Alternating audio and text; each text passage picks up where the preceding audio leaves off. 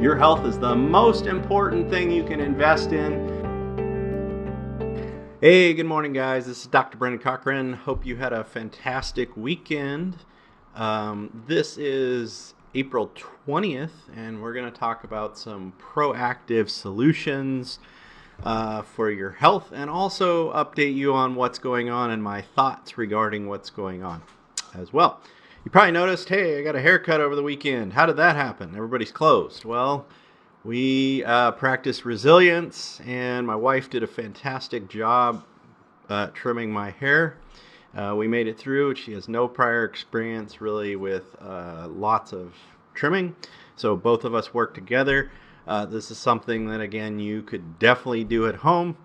One of the things I'm going to challenge you to do during these times is resilience.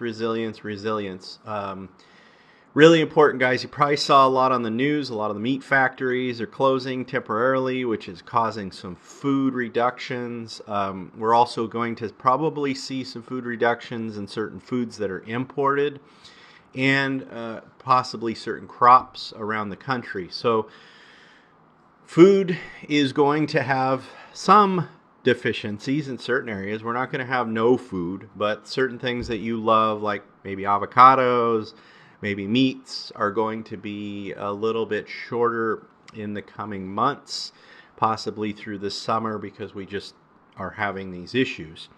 And I challenge you, be patient with those people. I know over the weekend, one of the markets, somebody was arguing with somebody because they didn't have produce in stock. And what I have to say to that is, if you want something during this time, you need to be resilient, and you need to do it yourself. So what does that mean? If you haven't planted a garden yet, or you're looking at planting a garden, please do that now.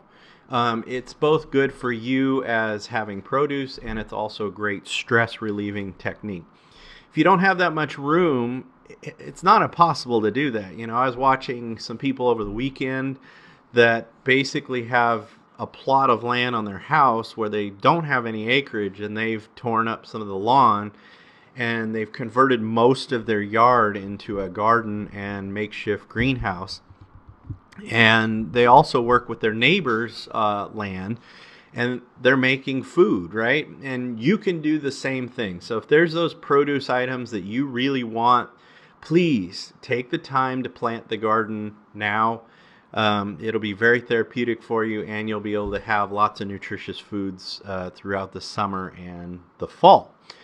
So that's my resilience lecture this morning.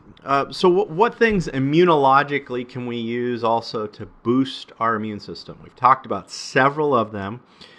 One that I really like, and mainly I take it because of other properties, but is chlorella. Chlorella is a type of algae. It's a green algae. And chlorella has been shown to have immune stimulatory effects on those natural killer cells. Remember, those are those cells that patrol and look for viruses. There is a randomized double-blind placebo-controlled trial that I will share that was published in 2012 on its immune stimulatory properties.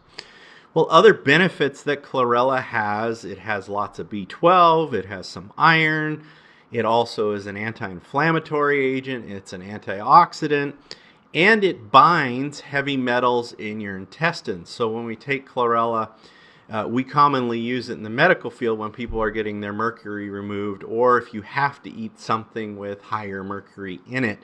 Chlorella can be very, very beneficial for this as well. I typically like the ones where the cell wall is cracked. That means it's easier to digest. Also really important that your chlorella is sourced from an area that is organic chlorella. And if it is coming out of Japan, you want to make sure that there's been some testing. And remember, ask for that testing of the purity, and does it have any radioactive substances? Because remember, we had that whole nuclear meltdown thing in Japan several years ago, and some of the chlorella and a lot of the seafood actually became contaminated during that period.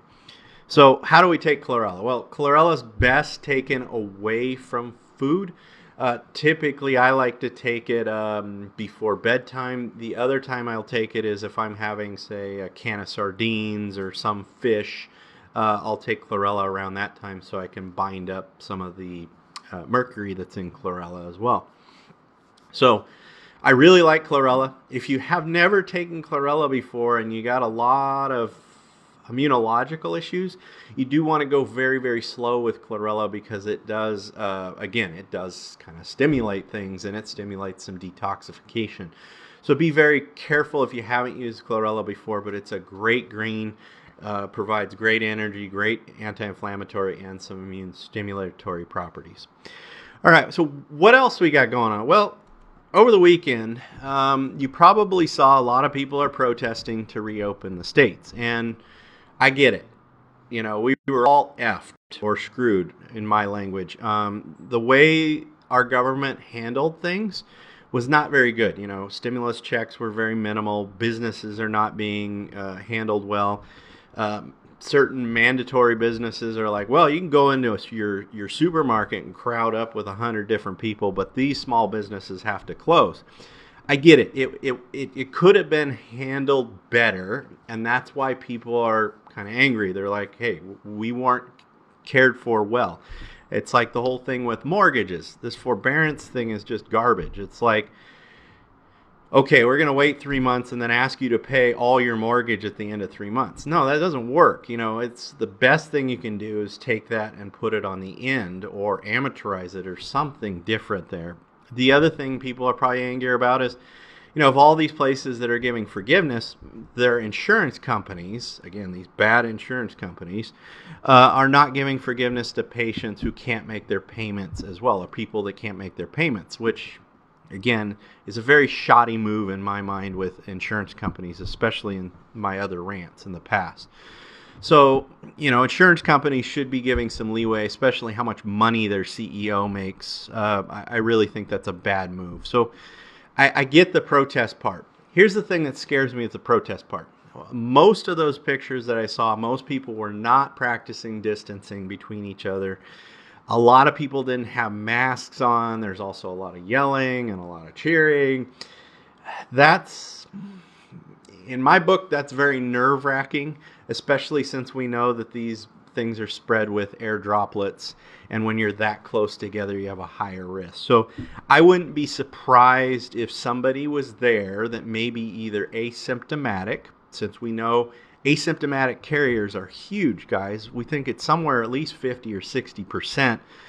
If those people are there, they're now spreading it to multiple people in that venue, and we have another issue. And personally, what this does is it creates another blow up, so then it delays the inevitable of opening things back up.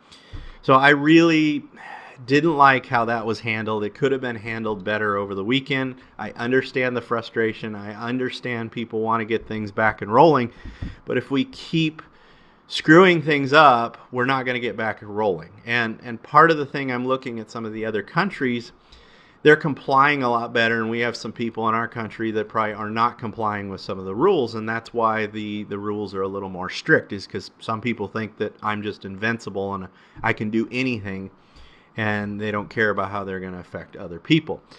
And the reason this is concerning is, of course, the second wave.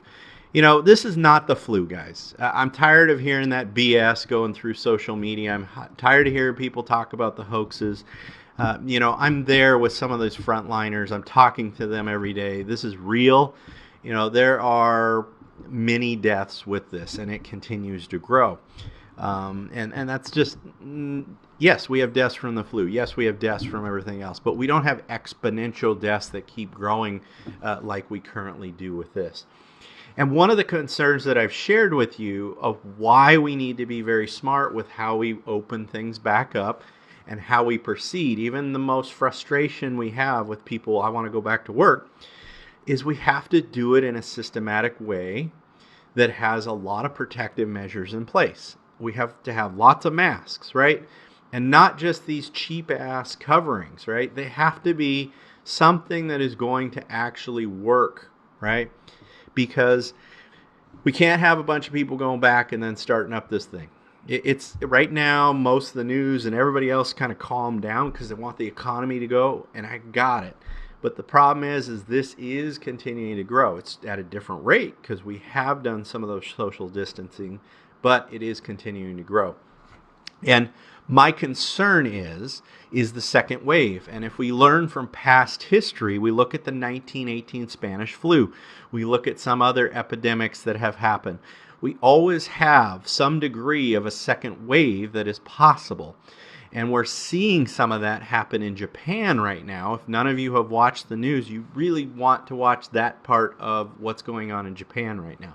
Because Japan is having a resurgence. Certain areas of China are having a resurgence, and they're calling this the second wave.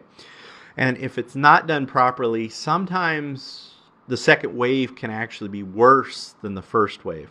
And in my opinion, that would be more detrimental to open things up too quickly. Where the economy's struggling right now, we open things up too quickly, and then all of a sudden now it crashes down like a ton of bricks. I would prefer we do things slow, methodical, put those things in place. Now, there are barriers. It's like all our protective gear. Where's it at? Well, it's produced in China, so we can't get any, right? So what do we need to do? We need to get more creative with producing our own products. We're seeing some small makeshift places doing that with cloth masks. That's great. That's awesome. But we really need to see more of that being done. We also need to see, the testing. We have to keep moving forward on this. Right now we have an antibody test. Some of them are showing, well, we don't know about the accuracy of this. That's not a good sign. The other thing that we know is when we do have antibodies, we don't know yet, am I immune to getting it again or not? We don't know yet. So if we're discharging people out into the community without having some of that information, that really propels the second wave. So really, we have to continuously get more and more and more research behind this. All right? And again, most people healthy, they're making it through this. But our country, unfortunately, is not very proactive with our health, so we have a lot of people with pre-existing conditions. And I do think, we have to share some empathy with those people and protect those people as well. We can't just say, well, screw those people, I'm healthy, and go forward. It's not how it works. So we need to really be careful with those people as well. All right, guys.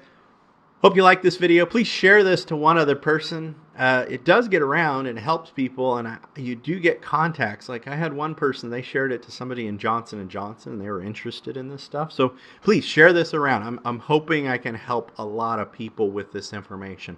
If you have content or questions you want me to go over on these Facebook Lives or the YouTubes, please do that. Also, there is up on our website now a brochure you can download, which is an immune guideline. It's totally free. Gives you kind of an overview of what we think are the top things you need to know.